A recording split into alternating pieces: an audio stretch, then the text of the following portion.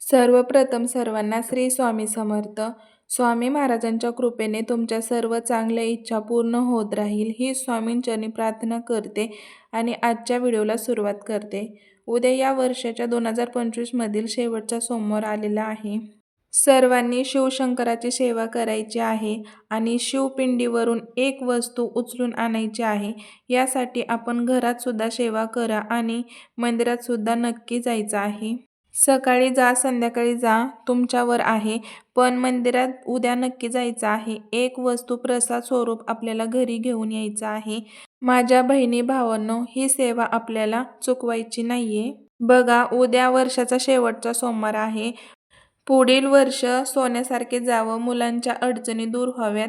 मुलांची चिडचिड असेल, किरकिर असेल किंवा काही कारणास्तव मुलं खूप त्रास देत असतील, शिक्षण, नोकरी त्यांना यश मिळत नसेल किंवा तुम्हाला काही अडचणी असतील, तर शत्रू असतील जे विनाकारण त्रास देत असतील, हवं तसं म्हणजे तुम्हाला त्रास देऊन नकोसं करत असतील, संपूर्ण त्रास दूर करण्यास उद्याचा दिवस आहे. शिवशंकराची उद्या सेवा जरूर करा.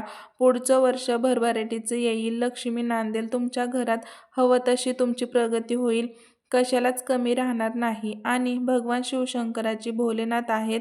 थोडं स्वच्छ पाणी जरी अर्पण केलं ना, पाण्याने अभिषेक केलं ना, साधं पाणीसुद्धा महादेवांना इतकं प्रसन्न करतं की भोळ्या मनाने महादेव आपली भरभरून झोळी भरून देतात. उद्या महादेवाची सेवा जरूर करा. देवघरात, प्रत्येकाच्या देवघरात शिवपिंडी असतेच, असेल किंवा नसेल मंदिरात पण जा आणि आहे तुमच्या देवघरात शिवपिंडी, छान असतं. दुधाने किंवा पंचामृताने तयार करा आणि पंचामृताने किंवा दुधाने किंवा स्वच्छ पाण्याने अभिषेक करायचा आहे.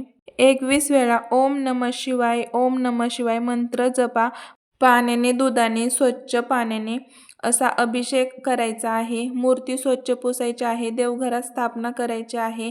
बेल बघा, उद्या बेल घेऊन जायचं आहे. बेलाचे एक पान का होईना, तिन्ही पानाला थोडं थोडं चंदनाचं बोट लावा. महादेवांना पालत्या स्वरूपात चिकना भाग महादेवाच्या शिवपिंडीवर आला पाहिजे.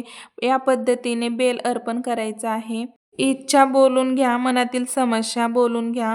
आपण आपल्या समस्या कुणाला इतरांना सांगण्यापेक्षा आपल्या देवांना सांगितलं ना तर जास्त चांगलं, कारण इतर लोक हसतील म्हणून वाईट साईड बोलतील. त्यापेक्षा आपल्या समस्या आपल्या देवांना सांगाव्यात.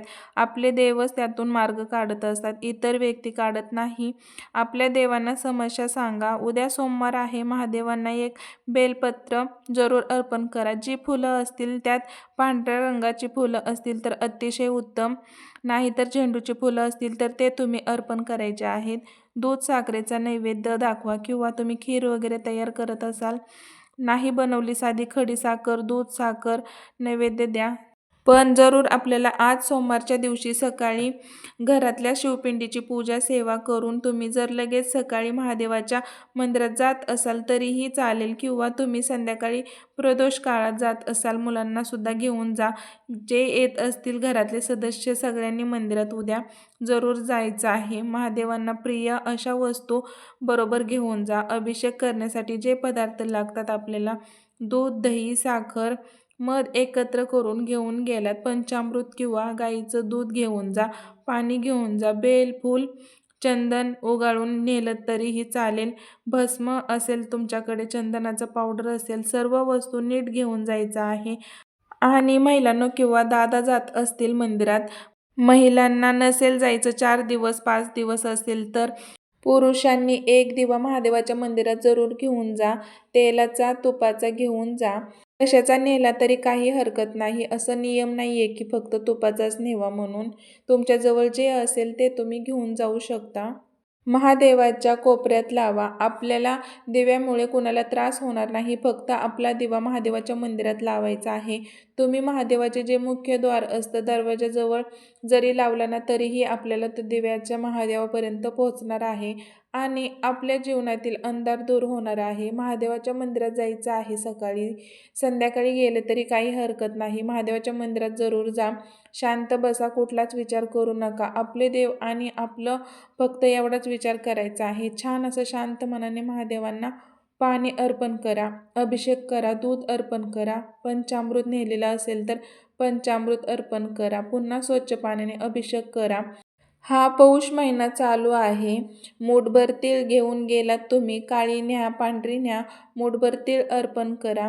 तीळ नाही मूठभर साखर अर्पण केली तरी सुद्धा चालेल.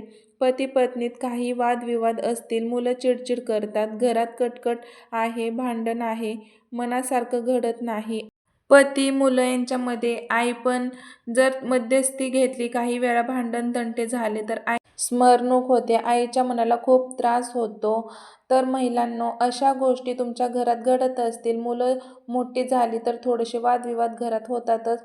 तर अशा गोष्टी होत असतील तर उद्या मूठभर साखर महादेवांना जरूर अर्पण करा. कोणी विनाकारण शत्रू त्रास देत असतील तर स्वच्छ पाण्याने, दुधाने, पंचामृताने अभिषेक करून महादेवाच्या शिवपिंडीवर काळी तीळ, मूठभर काळी तीळ, तुमची इच्छा बोलून महादेवांना काळी तीळ अर्पण करा. बेल अर्पण करा, फूल अर्पण करा. छान अशी पूजा सेवा करायची आहे.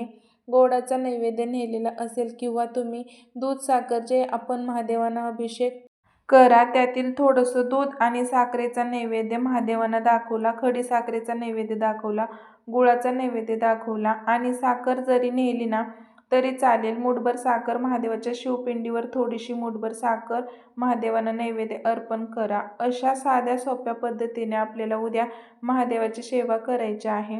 शांत बसा, सेवा करून घ्या. एक दिवा लावून घ्यायचा आहे. तुम्ही कापराची वडी नेलेली असेल, कापूर जाळा, महादेवांना ओवाळून घ्यायचा आहे. लेकरांना आरती द्या, तुम्ही आरती घ्या. पण एक दिवा महादेवांच्या तिथे जरूर आपल्याला लावायचा आहे. कुठेही कोपऱ्यात लावा. मी सांगितले तुम्हाला, कोपऱ्यात दिवा लावा. कोणाला दिव्यामुळे त्रास होणार नाही अशा पद्धतीने दिवा लावायचा आहे. छान अशी पूजा सेवा, शांत बसा. एक माळ जपता आली, ओम नमः शिवाय, ओम नमः शिवाय, तर अतिशय उत्तम. नाही 21 वेळा मंत्र जपा, ओम नमः शिवाय, ओम नमः शिवाय. शांत चित्तेने 2 मिनिट का होईना आपल्याला मंदिरात बसायचं आहे. आणि मंदिरातून घरी येताना तुम्हाला आपण जे जेल अभिषेक केलेला आहे तर ते जेल आपल्याला जलाधारीच्या इथून चमचाभर तीर्थ, 2 चमचे, तुमच्या घरात जास्ती व्यक्ती आहेत तर तुम्ही जास्त तीर्थ घेऊन यायचं आहे. तुम्ही जो अभिषेक करण्यासाठी तांब्या नेलेला होता त्या तांब्यामध्ये आपल्याला तीर्थ घेऊन यायचं आहे.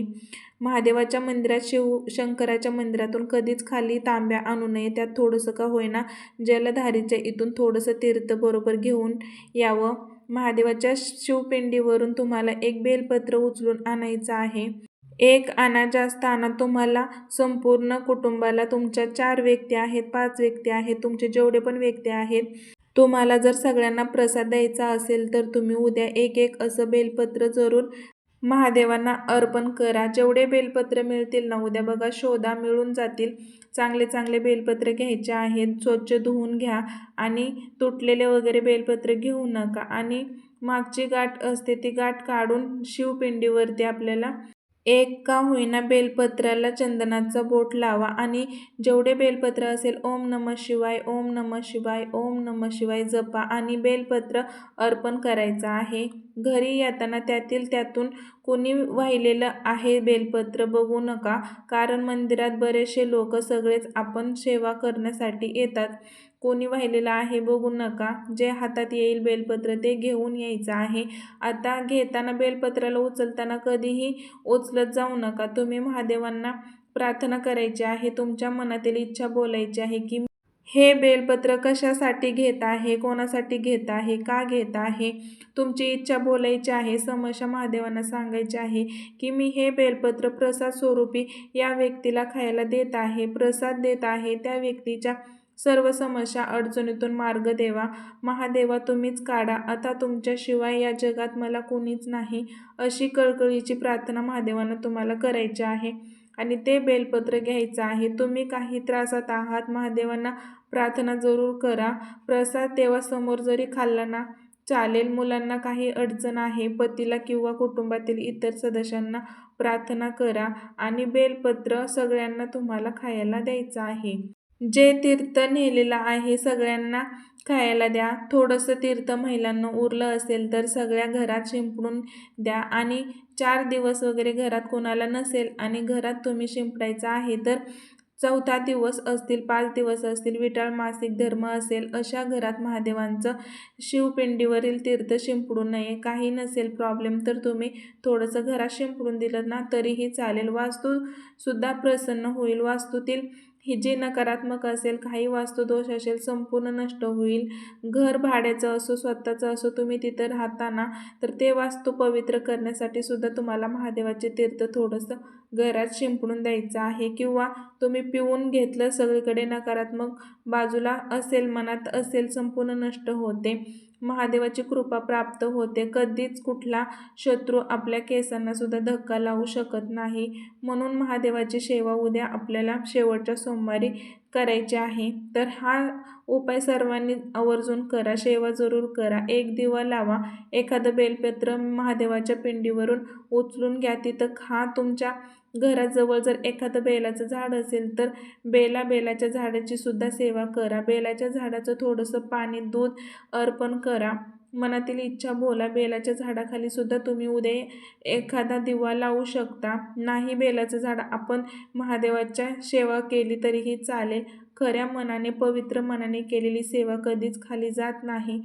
तर मी नक्कीच सांगते, महादेव आहेत प्रसन्न मनाने, भोळ्या मनाने आपली झोळी भरून देतात. उद्या नक्की सर्वांनी सेवा करा. महादेवाच्या मंदिरात सकाळी जा, संध्याकाळी जा, पण नक्की जा. व्हिडिओ आवडला असेल तर लाईक करा, शेअर करा आणि जास्तीत जास्त लोकांना व्हिडिओ शेअर करा. तर भेटू आपण पुढच्या व्हिडिओमध्ये. तोपर्यंत ओम नमः शिवाय.